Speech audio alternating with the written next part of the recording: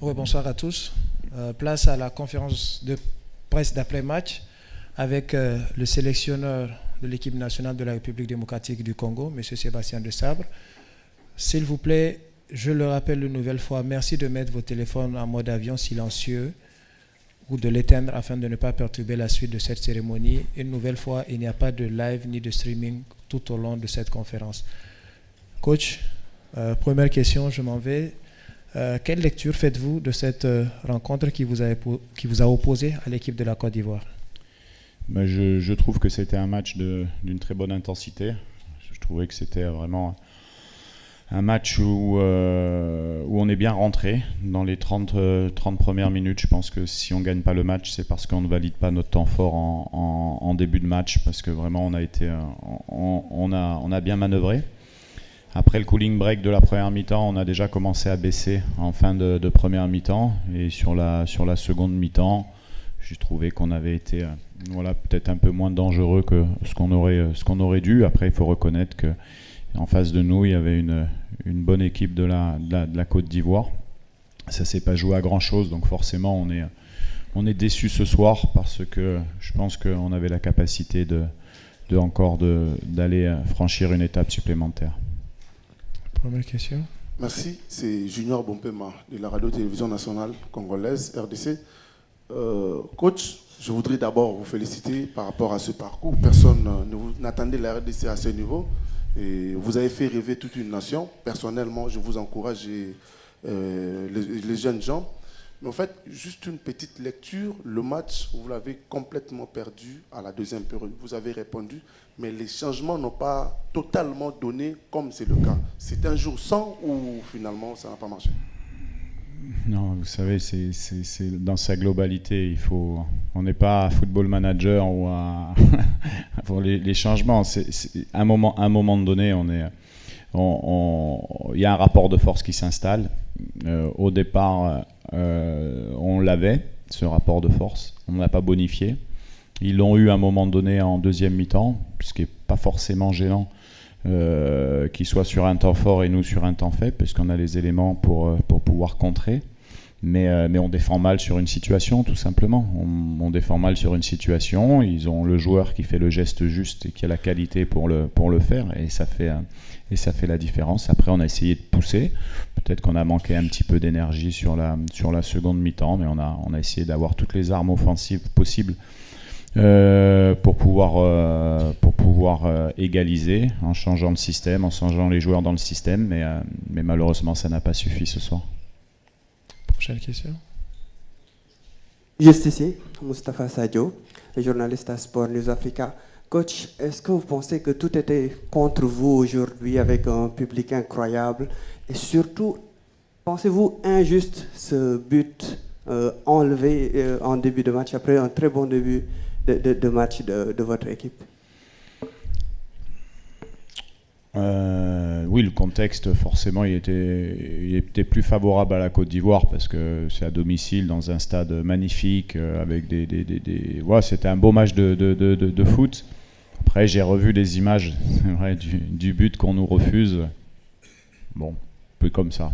On va pas épiloguer comme ça. On va pas se plaindre non plus, parce que si on prend un but, si on met pas ce but-là, on a aussi le temps derrière pour en mettre un autre. Donc on n'a pas à s'apitoyer sur notre sort. Mais je pense qu'à ce moment-là, si on valide pas, effectivement, c'est à la 8e minute en fait. Bon, peut-être ça peut être un autre match, mais on peut pas réécrire l'histoire. C'est comme ça. Après, peut-être que la VAR aurait été bien pour pouvoir voir ce qui se passe. Après, moi, j'ai pas l'habitude de me plaindre, ni des arbitres et ainsi de suite. Il y a une réalité, il y a la télé, tout le monde voit, et puis nous, on s'adapte, et puis on joue. Madame. Merci. Coach, bonsoir. Bonsoir. Isabelle Kouka, Léopard Sport Afrique, RDC. Félicitations pour le parcours. Coach, en conférence d'avant-match, vous disiez que vous êtes maintenant prêt pour prétendre le titre. Vous n'avez pas de discours du genre « on a été bon, on est arrivé jusque-là », mais finalement, vous perdez le match contre la Côte d'Ivoire. est-ce que les discours changent? Le premier sentiment, c'est de la déception, parce que la physionomie du match nous amène aussi à être déçus, parce qu'on peut y croire par rapport à la prestation qu'on fait, même si on est tombé, je le redis, sur une belle équipe de la Côte d'Ivoire. Donc après l'heure des bilans, bien sûr que, mais j'ai pas besoin de, vous l'avez dit, ça sera positif quoi qu'il arrive, parce que les garçons méritent que ça soit positif. Et ça, c'est le plus important. Même ce soir, on a perdu un match de football, mais on a perdu en essayant de tout faire pour pouvoir le gagner. L'état d'esprit est extraordinaire dans cette équipe. Bien sûr qu'ils sont déçus. Mais pour nous, le staff technique, ça nous permet aussi de voir le comportement de notre équipe dans ce genre de rencontre. Et ça va nous servir, bien sûr, pour la suite. C'est important. Maintenant, on ne peut pas... Les compétiteurs, on est déçus, c'est sûr. Il faut vite se remobiliser parce qu'on a un match samedi pour aller chercher une médaille. La dernière question. Oui, Sébastien, est-ce que je suis là? Oui. Albert Mbaya, pour les comptes de la RTH RDC. Vous vous dites que ce soir vous êtes responsable de la piètre figure affichée par l'équipe. Vous titularisez Kakuta qui revient fraîchement d'une blessure. Et puis votre latéral droit qui semble être très moyen, Kaloulou qui fait un match pas très correct, alors que c'est la chose que nous avons tant décriée. Est-ce que vous vous dites franchement qu'il y a des erreurs de votre part ce soir? Je pense que piètre prestation, c'est un peu dur. Il faut déjà avoir... En tout cas, jouer en demi-finale de la CAN comme ça pour analyser et être si dur quand même sur la piètre prestation quand même. Donc non, après c'est un match de foot qui bascule sur une situation à droite.